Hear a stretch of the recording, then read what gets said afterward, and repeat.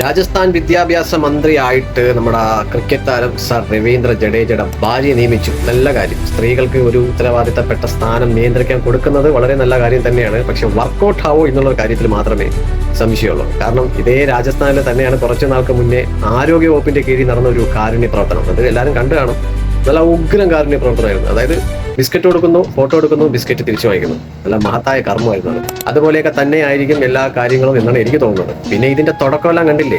ഇതെല്ലാം കണ്ടിട്ട് പിള്ളേരുടെ ഭാവി പ്രത്യേകിച്ച് ആശങ്കപ്പെടേണ്ട കാര്യമൊന്നുമില്ല. ആ സംസ്ഥാനത്തിന് മഹത്തായ പൈതൃകവും പാരമ്പര്യവും പകർന്ന് കൈമാറി വരും തലമുറകൾക്കും ഉണ്ടാകും. കാരണം ഭക്തി ഭജന അത് മാത്രമേ സ്കൂളിൽ നിന്ന് പഠിച്ചത് കൊണ്ടുള്ള ഉപയോഗമുള്ളൂ. അല്ലാതെ വിദ്യാഭ്യാസപരമായിട്ടുള്ള ഒരു യോഗ്യത എനിക്ക് തോന്നില്ല അവിടെ കിട്ടുന്നുള്ള കാര്യം. ഏതായാലും നമ്മുടെ പുതിയ രാജസ്ഥാൻ വിദ്യാഭ്യാസ മന്ത്രിക്ക് 1000 ആശംസകൾ നേരുന്നു.